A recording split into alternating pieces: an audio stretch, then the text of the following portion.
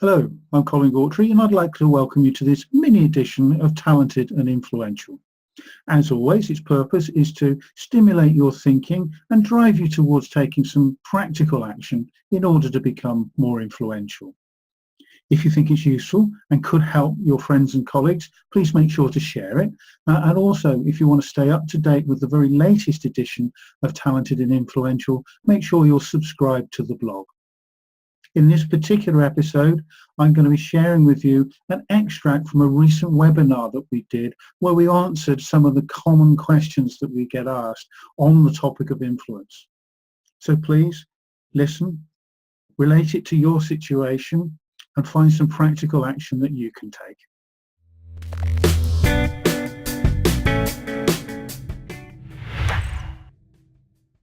I guess you can all see that one. How do you deal with someone whose reputation for playing dirty? I've been there, have you? I think we've all been there. Colin, what thoughts? Harks back to your dirty tricks. Well, it does. I mean, that was, believe it or not, that was over 10 years ago when that was first published, and it's still sort of selling extraordinarily well. I wonder why. But the point here is that, you know, the first and foremost consideration must be one single word: carefully. All right, because by saying this, by having this question in your mind, what it is suggesting to me is that you are a person of integrity, a person who has high morals and believes in fairness and wants to do the right thing, not only for yourself but for those around you, which immediately puts you diametrically opposed to the Machiavellian character who's out for whatever he can get or she can get. And so the first port of call is be very careful, because I tell you what, they know their job. They know how to do it, and they will know how to do it way better than you, because you don't do that sort of thing. You don't, you know, sort of stick the knife in and things like that. They could be a professional at it. So you need to be, first and foremost, careful. The second thing you need to do is understand the wider picture around that individual and you and the situation which brings you together, because, you know, because you've got to deal with them, something's going on. So what are the ramifications? And, you know, we keep coming back to this time and time again on the workshops and the online training that we're doing, is really understand that person, understand that enemy, not necessarily so you can deal with them, but just so you know where they're coming from, what the parameters are. And that can take quite a while to figure out, particularly when you don't know what to believe. You know, so they might say one thing and they may be lying to you. So you got to sort of talk to people around that individual and that situation as well, to try and get a fix on, so what's this person trying to achieve? Because then you can start to come up with I was going to say a cunning plan, but a clear strategy for dealing with them. Don't try to necessarily deal with them in the moment unless you yourself are feeling very, very powerful and very sure of what you can do. Far better to have a clear strategy, particularly if it's painful, particularly if they're creating or could create a huge amount of problems for you. Come up with a series of different activities, and it may be about talking to other stakeholders.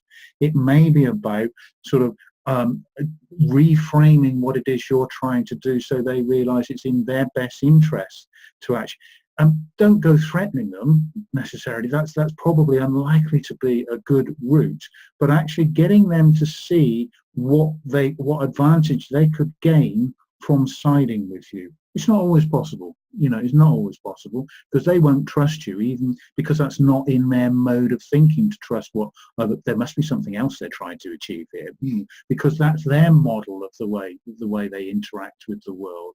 But come up with a careful strategy, maybe consult with other friends, colleagues, mentors about how to deal with this particular situation. And the final point, before perhaps handing back to David, would be, in a way, try to get them to use that strategy, try to move them onto your territory.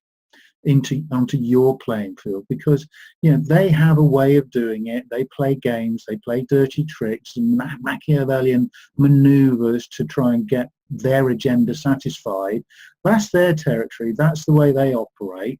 You're not playing on that field. If you go and try and play that on their field, then they'll demolish you, without too much of they probably won't even break sweat. So somehow you've got to try to, with the strategy, to reframe the situation so that it comes back to a high trust, high integrity, collaborative way of working, where they're not so familiar. They're not so good at doing things like that. So if you can gain stakeholder influence as well to move it back to, for the good of the organization, this is what we need to get everybody's sort of full attention and cards out on the table, and you get other stakeholders saying that that's what needs to happen, you're almost like starting to marginalize the duplicitous behavior that could be coming from that other character. That's a long way of saying be careful. Well, indeed. I think I remember picking up in the very early days, working with Colin and politics at work, and that was, when it comes to dealing with politics and political behaviours at work, there are two what he delightfully called flat earth strategies, which were the first being that actually you bury your head in the sand and say, I don't do politics, it's not for me. And of course, I call it a flat earth strategy because it's not helpful. There's a huge missed opportunity there. I mean, it's going to pass you by if you choose to stick your head in the sand and not do politics. But of course, the other, the way that drives us though, and the other quite nicely labelled flat earth strategy, is to get more political, to get better at playing games than the other individuals that you're playing with. So getting more gamey. But of course that's just going to escalate and create more problems, and eventually you lose control, because as Colin was alluding to, they're going to be pretty good at this sort of stuff.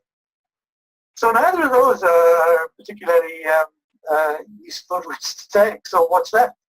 It's playing it down the middle. It's playing it with a straight back.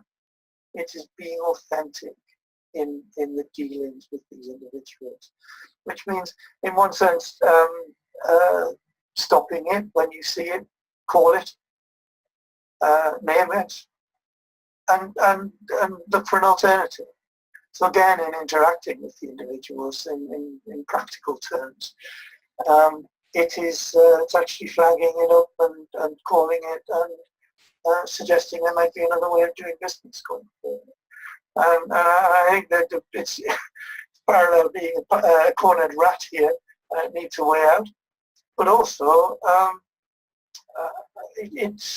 think people that play games, play dirty, don't like to be found out. So very much calling it, they'll go along with it. So yeah, any thoughts, Colin?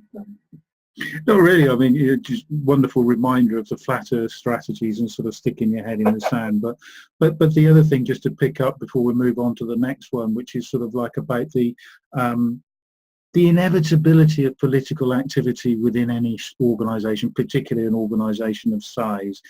Somebody recently asked me, "Hey, Colin, I want you to teach me the dark arts of political manoeuvring." He said, "You probably won't like that." I said, "Well, I've got no problem with that. The problem is that you need to understand what's going on. You can't be successful without understanding the manoeuvres that people are using in order to..." It's like operating with a blindfold on. But that doesn't mean to say that once you've understood, you have to actually be duplicitous and cunning and sort of do the dirty on the people that are out to get you. And you don't have to do that. But you can't do anything without clear understanding of what's going on. And so I'm always driving, okay, analyze, understand, ask questions, learn more about what's going on, so that you can then say, oh, do you know what, there's a really simple solution here, why don't we? And then, you know, it's much more likely that if they don't like it, at least the other stakeholder, do you know what? It's like a breath of fresh air. Yeah, let's just get on with it. Will you just stop playing those games? And you got a result, and you've really moved them over onto your territory. But boy, oh boy, when we sit here talking about it, it's easy, isn't it? All right, doing it is another matter altogether, which is why, you know, the final point that I'd make is, you know, make sure you've got a good support network around you, because, you know, as you start to learn about the situation, you've got to be able to talk constructively with people about it. Not moan and groan over a pint or a coffee or something like that, but say, look, this is what I'm noticing. What do you think is going on? And get some help. So that'll be the final thing that I'd say on that one.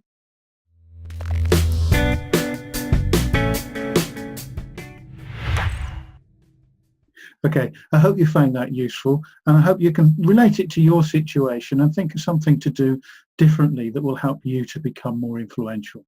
Don't forget, you know, if you think this could be of use to your friends and colleagues, please make sure to share it, and stay subscribed to the Influence blog to get the next full edition of Talented and Influential.